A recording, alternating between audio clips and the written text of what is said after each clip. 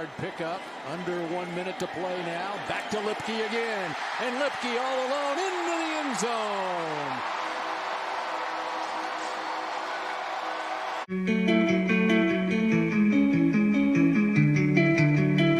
Says on the beat, boy.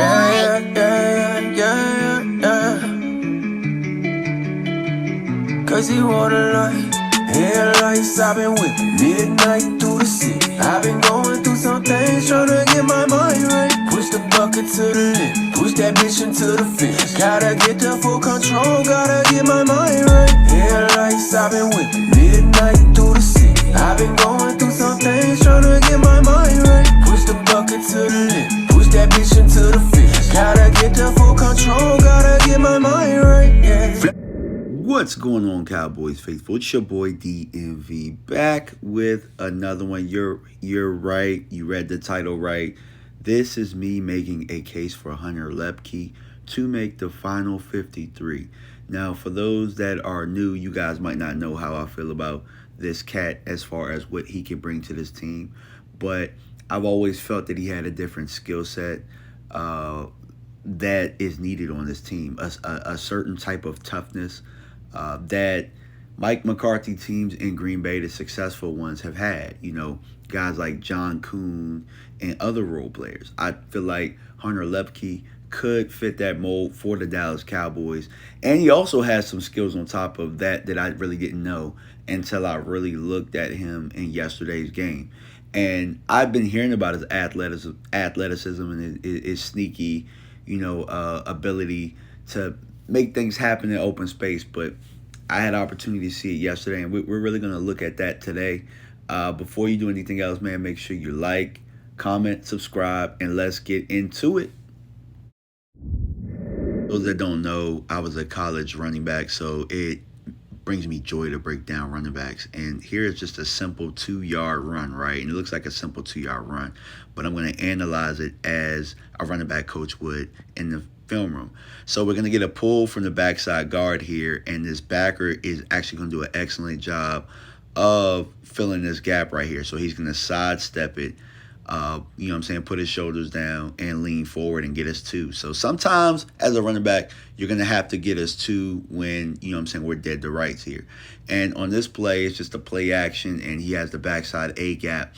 He's going to help clean up the trash here where, the guard is kind of getting whooped here. He's going to help clean up the trash and help, clean that pocket up. So that was an excellent job on his part there, being aware. Now, this was a grade A run right here, and a lot of people don't know what they're actually looking at. So I'm going to actually break down what happened. So he's going to line up this linebacker, manipulating him with his hips while his feet are moving forward. And then he's going to do a shuffle step to the right, line his blocker up.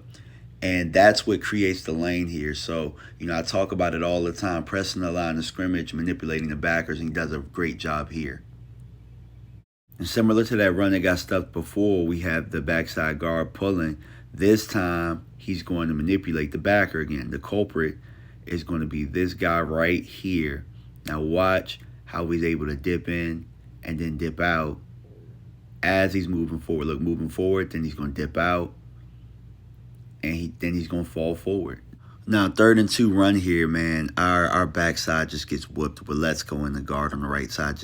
I think it was TJ Bass got whooped. But this is what I wanted to see right here. I wanted to see these 4th and 1s, these 3rd and shorts. See what he could do as far as turning his legs and keeping it forward. And he passed the test.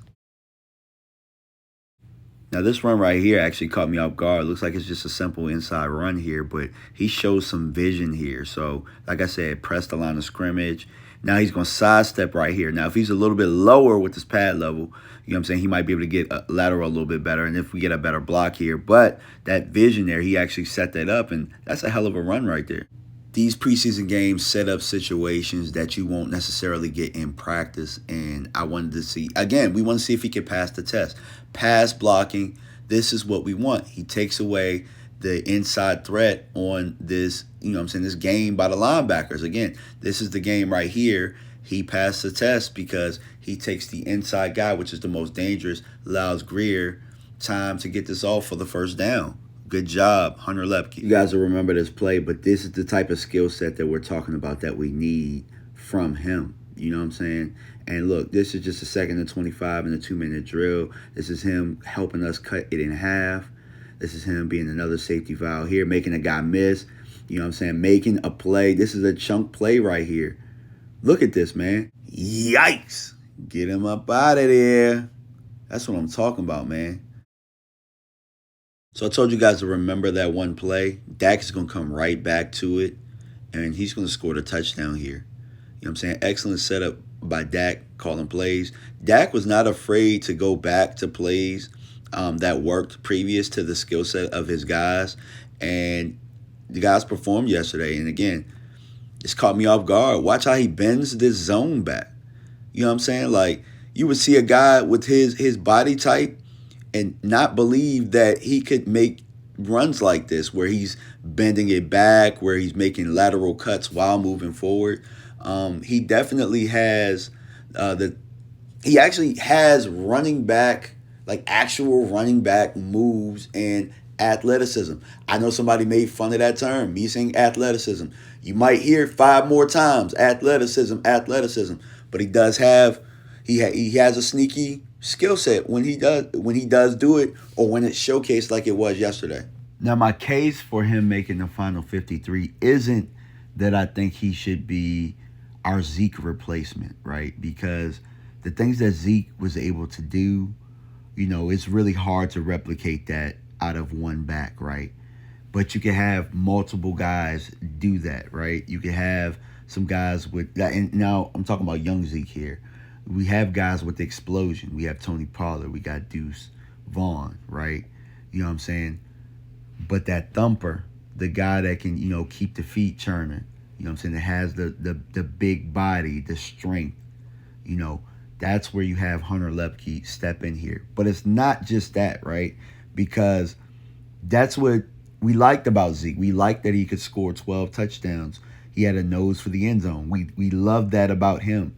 But what I love about Hunter Luepke and what he adds is you'll be able to line him up at H-back. You'll be able to line him up at fullback. You won't just look at him as a short yardage guy. You saw in the clips itself that he's able to get out in the flats and catch the football. He's able to step up and you know what I'm saying, block B gap to C gap or A gap to C gap in the pass protection mode. You don't know exactly what he's going to do when he's in there. So, like, I look at it as, like, I said John Kuhn because John Kuhn is very respectable, is a very respectable Green Bay Packer. And I remember John Kuhn making a whole bunch of key plays against us. But when I look at him, I look at a guy like Kyle Juszczyk.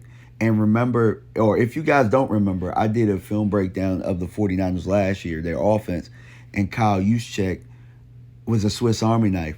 He could do almost anything. He could line up in different spots and do damn near everything. That's what Hunter could be. We could develop him into that role eventually for this offense. And nobody else can do those type of things. Like, sure, Schoon can line up at H-back. He can line up at fullback.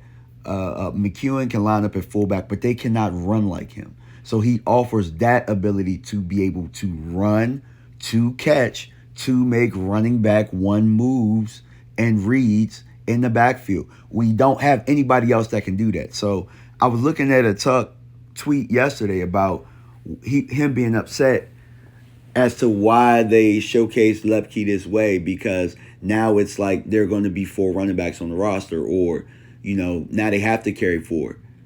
In my mind, I always thought Lepke was part of the plan. I've always thought that Deuce Vaughn was part of the plan. I always thought that the murky situation was who's going to be that second running back outside of Tony Pollard. That was always the question to me, because I always knew Deuce Vaughn offered a skill set we didn't have. I knew that Lepke offers a Swiss Army knife situation. So in my mind, I'm not surprised at him making the final 53 if he does make it. You know, I was more so surprised at the type of moves and the type of vision that he showed yesterday, because I hadn't seen it at the pro level yet. So, you know, I'm happy for the kid. Whatever happens to him, you know, whether he makes the 53 or not, if he could pass waivers and come back from practice squad. But I can tell you he showed a skill set yesterday when it was showcased with Dak Prescott calling plays. And I think he did himself a service yesterday. But let me know what you guys think in the comment section, man. Appreciate y'all. Appreciate all the love. Peace and blessings. We out.